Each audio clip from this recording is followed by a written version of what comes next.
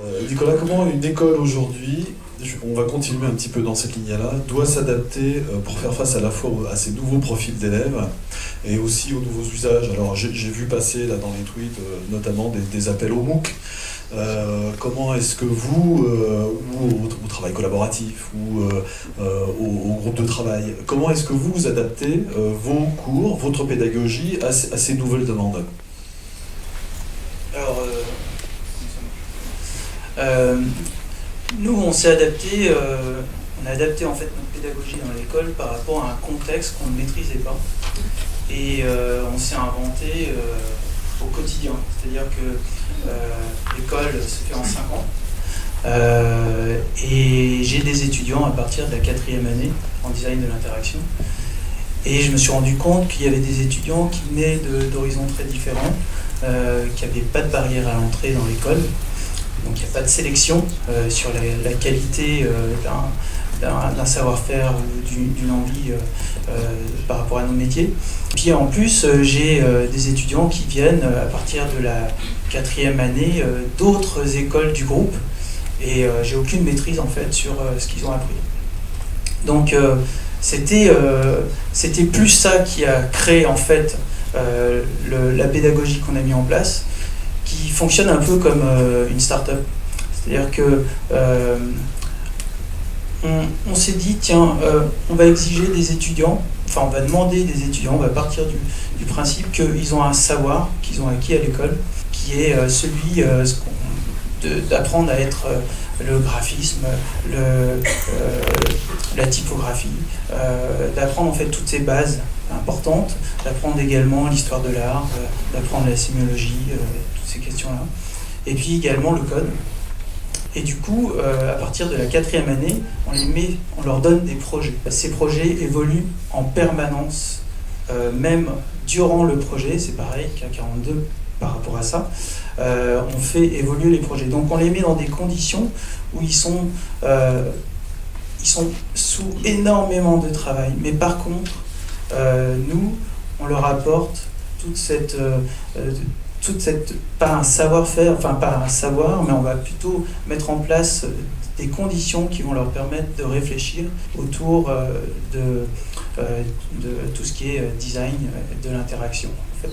Donc c'est nous qui nous adaptons aux étudiants et non pas une école qui impose une manière d'enseigner en fait. On va passer très vite donc maintenant à la dernière partie qui va concerner là pour le coup tout le monde, c'est l'école idéale. Mais avant de s'engager donc sur cette voie imaginaire de ce que des recommandations que vous pourriez faire ou des envies que vous auriez concernant les dessins ou l'avenir de cette école, je voudrais passer la parole à Jacinthe, plutôt pour le côté entreprise.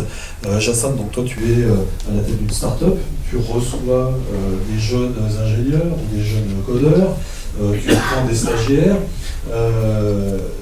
En gros, est-ce que les profils qui t'arrivent sont adaptés ? Est-ce que ce que produisent les écoles aujourd'hui te convient dans une logique de croissance d'entreprise ? Alors bonsoir à tous. Donc moi j'ai plutôt j'ai un profil de web designer, j'ai fait un bac art appliqué, BTS Com, visuel, et après je suis partie dans le monde d'apprentissage, j'avais 19-20 ans et j'ai fait tout mon parcours pro dans les entreprises et j'ai surtout dû et su m'adapter à l'évolution du web, du numérique. Là actuellement, j'interviens auprès de l'association 100 000 entrepreneurs où on va dans les collèges et les lycées expliquer ce que c'est que le milieu entrepreneurial, ce que c'est créer une boîte, mais en même temps ce que c'est que nos nouveaux métiers. Donc exemple le web design, vu que c'est mon parcours. La semaine dernière, j'étais un peu triste, donc je suis allée dans un lycée, ils étaient en première année. Et j'ai cru me retrouver moi il y a 15 ans de ça, donc j'ai 30 ans. Donc c'était des jeunes, ils avaient 15-16, puis d'autres avaient 18 forcément. Ils ne savaient pas ce qu'était le métier de web designer. Pour eux, quand on leur parle de Internet, c'est Snapchat, c'est WhatsApp, c'est Facebook. C'est je partage des photos, puis j'espère qu'elles vont être effacées parce que voilà, c'est l'âge un peu bête. Et donc je passe le côté entrepreneurial, mais c'était surtout sur ces nouveaux métiers. Fin décembre, je suis intervenue pour Microsoft, pareil, là c'était plus le collège. Moyenne d'âge 15 ans, c'était que des jeunes filles. Et quand on leur posait la question qu'est-ce qu'elles veulent faire comme métier plus tard, c'était je veux être avocate, je veux être médecin, je veux être à la télé-réalité, je veux me faire de l'argent comme Nabila. Voilà, c'est très cliché ce que je dis, mais je me suis dit mais c'est pas possible. Et en à côté, il y avait aussi les parents qui étaient là. Et quand on leur parlait de nos professions dans le domaine du web, donc community manager, designer, marketing, data analyst, les parents découvraient ces métiers et eux flippent vraiment au quotidien en se disant mais je dis à ma fille qu'elle va être avocate ou médecin parce que c'est quelque chose qui me rassure, mais je ne connais pas ces nouveaux métiers et c'est là où il y a de l'emploi. Et les professeurs, eux, étaient débordés, ils ne comprenaient même pas déjà la moitié de ma profession. Par rapport à tout ce qu'on a dit, je pense que le problème vient aussi déjà à la base dès le CP, la primaire, le collège, où c'est politique. Mais il y a aussi la famille, les parents aussi, qui doivent aussi peut-être aussi se mettre à jour. Moi, je remercie mes parents parce que j'ai fait un bac à appliqué, mais parce que mon père était averti sur les nouveaux métiers, Apple et compagnie, et ainsi de suite.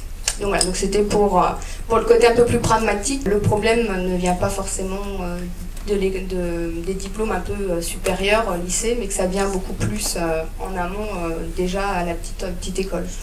Ensuite, j'ai eu aussi des retours sur le métier de développeur. Ah, mais développeur, c'est Mark Zuckerberg, il fait des lignes de code, il boit des shoots de vodka et puis il fait une plateforme, parce qu'ils font référence aux films qu'ils ont vus. Mais ils ne comprennent pas vraiment plus loin ce qu'est ce métier. Maintenant, plus sur nous, au sein de notre société, donc on est une start-up, on est une quinzaine de personnes. La moitié, c'est des développeurs et l'autre moitié des personnes, c'est plus des profils business, donc data analyst, sales, community manager et après designer produit.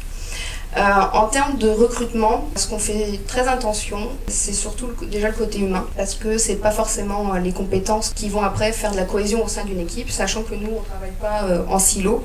On est dans un open space, il n'y a pas de responsable au-dessus. Moi-même et mon associé, on n'est pas les chefs qui donnent des directives et il faut que ça soit fait. C'est chacun ses responsabilités.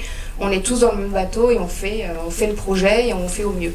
On travaille en itération, on est en méthode agile. Tous les 6 mois, on revoit un peu le workflow de la manière dont on travaille pour qu'il y ait un équilibre entre vie personnelle et vie au sein de la société. Les horaires, parce que quand on dit start-up, on se dit « Ah là, c'est nuit et jour ». Non, nous, c'est 10h, 18h30. 18h30, la plupart des gens rentrent chez eux parce que tout est organisé et on utilise énormément d'outils. Tout ce qui est nouveaux outils de communication type Slack, de gestion, Trello ou autre, à chaque fois on les teste et on voit si ça marche au sein de l'équipe et on y va. Pour tout ce qui est recrutement, pareil, on ne se focalise pas sur les diplômes. Souvent, on a reçu des candidats développeurs. Bon, alors je suis ingénieur, j'ai bac plus 5-6, master truc muche. On lui dit bon, bah c'est bien, pas de bol. Moi et mon associé, on a juste les bacs BTS et ça va pas au-delà. Après, on s'est adapté et on s'est formé sur le terrain et on a suivi les technologies. Ce qu'on remarque aussi, c'est que dans les écoles, ils apprennent les bases, mais dans le milieu du web, ça va très très vite. Moi, je sais que mon équipe tech, à chaque fois, quand ils parlent d'une nouvelle techno, celle d'il y a un an, elle est déjà old. Alors on me parle de Angular, on me parle de Node, on me parle de maintenant Meteor, React. Alors moi j'arrive pas tout à suivre parce qu'à un moment donné c'est tout le temps nouveau. Ce qu'on m'a dit il y a un an c'est old, maintenant c'est ça. Mais attends, on n'a pas eu le temps de s'y mettre que tu changes déjà d'avis.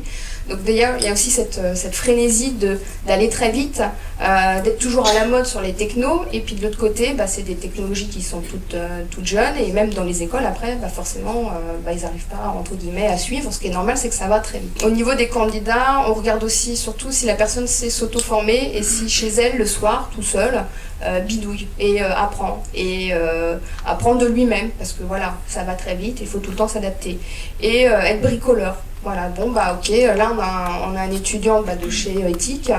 Chez lui, il s'est fait tout un système robotique. Il se réveille avec des néons qui sont reliés au téléphone ou je sais pas quoi, truc muche. Mais en tout cas, c'est pas ce qui vraiment il a appris entre guillemets à l'école. C'est lui tout seul qui se forme et qui y va. Et ça, c'est quelque chose qu'en termes de nous, dans notre société, dans notre entreprise, c'est ce qu'on aime bien. C'est pas forcément les diplômes ou les écoles, c'est comment la personne va s'adapter, va s'intéresser de lui-même. Quand j'ai été formatrice dans des écoles privées de design, ce que j'ai remarqué, c'est que les étudiants n'étaient pas curieux, n'allaient pas chercher l'information. C'était tout le temps, ils venaient vers moi. Alors, madame, il y a ceci, il y a cela, est-ce que tu aimes bien ce que j'ai fait, machin? J'ai dit oui, mais est-ce que tu connais tel site web? Est-ce que tu as fait une recherche d'existant, d'antériorité, machin? Non, non, parce que moi je suis créatif, ça vient de moi-même, ça vient de ma tête. Ouais, mais tu sais, à un moment donné, ça sert à rien de vouloir tout le temps réinventer la roue. Regarde ce qui existe, regarde ce qui s'est déjà fait dans les autres pays. Il n'y a pas que la France, il n'y a pas que les États-Unis, mais il y a aussi en Asie ou autre. Donc voilà, donc j'étais un petit peu disparate dans mon retour, mais alors après au niveau des candidats, on en reçoit beaucoup. Alors aussi autre chose, la frénésie sur les développeurs, donc forcément toute société aujourd'hui cherche des développeurs. C'est le métier qui est, entre guillemets, qui est très recherché, qui coûte aussi très cher parce qu'il y a une pénurie sur le marché. Nous aussi, ce qu'on a comme candidat, c'est des jeunes qui sortent d'école, qui demandent des salaires de fous. Et puis en fin de compte, il y a plus de théorie que de pratique. Dernièrement, on en a reçu un. C'était ah ouais, Angular, ouais, je connais. Mais tu pratiques? Ah non, mais j'ai lu des articles, mais c'est bon. Ouais, mais sur ton CV, tu as marqué que tu maîtrises. Oui, non, mais ouais, c'est possible. Voilà, donc il y a aussi toujours pareil, c'est je lis des articles, je crois que je pratique, en fin de compte je pratique pas, et puis... C'est une génération adaptable. Mais on s'adapte. Ils s'auto-adaptent. Bon, je vais poser très vite la même question à Noélie Grandin-Novouche. Donc vous êtes chez Valtech, donc ici, grosse SS2I, vous embauchez... Merci à Valtech de nous accueillir ce soir. Encore une fois. Donc vous intégrez plein de jeunes. Est-ce que ils s'intègrent justement rapidement à vos projets? Pour vous expliquer, chez Valtech, qui est donc à la base une SS2I, donc on est considéré comme étant le pôle des créatifs, donc qui veut tout et rien dire. On dit toujours ceux qui viennent avec les cheveux verts, enfin voilà. Après, chez Valtech, juste quelques chiffres. Juste pour information, on a pris 10 jeunes en alternance ou contrat professionnel, que ce soit des commerciaux, des développeurs. Il y a une jeune fille qui vient d'arriver des Gobelins en alternance. J'ai eu des personnes d'éthique. De la même manière, on se moque, en tout cas moi, en tant que directrice de pôle, je me moque complètement du diplôme. Parce que, je vais vous choquer, le jeune, quand il arrive avec ses 5 ans d'expérience à l'école, enfin voilà, 5 ans d'études, il arrive, à la fois il sait plein de choses et à la fois il sait rien.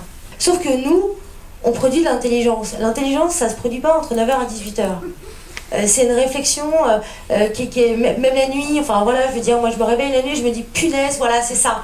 Parce que je suis ergonome, je fais des storyboards, mais heureusement pour moi, je ne crée pas des sites toujours de la même manière. Quand je pense mon architecture, ma nouvelle navigation, je la reproduis pas ad vitam aeternam sur tous les sites. Sinon, bon, il y aurait des logiciels, quoi. Voilà. Non mais, donc, je vais vous dire un truc qui va peut-être en choquer certains, parce qu'il y en a que ça choque. Comment les intègre-nous chez Valtech? Paradoxalement, je leur donne un cadre, parce que je me suis plantée au début.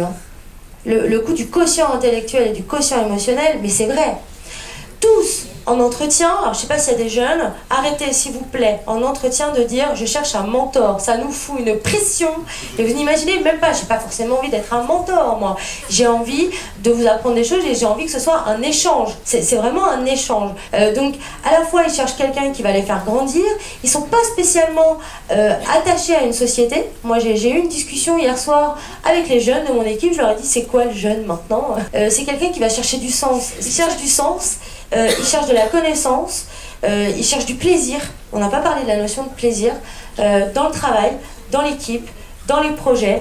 Il cherche à comprendre ce qu'on lui demande. Voilà. Donc, il y a la première règle, c'est si tu ne sais pas, tu le dis. Si tu ne sais pas faire, tu le dis. Donc, ils se sentent libres. Voilà, la notion d'éducation par l'erreur, ils savent que s'ils ne savent pas, je ne vais pas leur en vouloir, c'est important de le dire parce que c'est au contraire de ne pas dire qu'on ne sait pas que là, ça va foirer. Voilà, le projet, voilà. Deuxièmement, je leur impose pas d'horaire. C'est-à-dire que je leur demande que le travail soit fait. Donc là, effectivement, quelle que soit la méthodologie, la manière de faire, qu'il soit fait avec un haut niveau de qualité. Donc là, ça les challenge, ça les valorise, et ils se disent, punaise, elle a confiance en moi. La notion de confiance, vous n'en avez pas parlé. Le jeune, en fait, et j'allais dire, un truc qui pêche chez les jeunes, c'est qu'ils confondent autonomie et indépendance. Parce que quand on lui dit, qu'on lui fait confiance, il se dit je vais faire mon truc et tout, je vais lui montrer que je vais y arriver et tout, sauf qu'il a tendance à le faire tout seul. Il sait pas bien ce que c'est que le travail en équipe. Il sait pas bien à quel moment il doit communiquer. Et je pense que c'est ça qu'on essaie de leur apprendre, comment s'intégrer dans un projet et valoriser leurs compétences. Alors, pour vous donner un exemple typique, le jeune d'éthique qui est venu, là par exemple, le dernier, UX designer, c'était super, c'était une super expérience parce qu'il est parti. Mais je vous explique pourquoi. C'est hyper positif. Il vient et il dit ouais, alors il m'a présenté ses projets, alors et il me dit j'ai envie d'apprendre l'ergonomie, je suis sûre que ça m'aiderait et tout. Et au bout de 3 mois, c'était foutu. Il avait compris que juste il aimait pas ça quoi. C'était pas son truc. L'ergo c'est hyper carré, c'est notre manière de penser, c'est une analyse. Il y a des fichiers Excel, et c'était super parce qu'on a pu remettre un petit peu son apprentissage au carré. Et il est parti parce que moi j'avais besoin de quelqu'un qui maîtrisait un peu les deux et lui c'était pas son devenir. Mais il y a un mois on a bu des bières ensemble parce que j'ai envie de suivre son parcours, il a envie de savoir comment on avance et je pense que c'est cette liberté d'évoluer, ne pas les enfermer dans un cadre. Et je pense, vous me direz que c'est ça qu'ils cherchent, voilà, dans le milieu des entreprises. Et je pense avoir compris ça et merci d'avoir mis des mots sur ce que je ressentais, l'empathie pour rebondir sur j'ai plus votre merci Geoffrey, voilà. Et la théorie, ok, mais filez-leur des projets parce que c'est comme ça qu'on les choisit, c'est leur manière de raconter le projet et la passion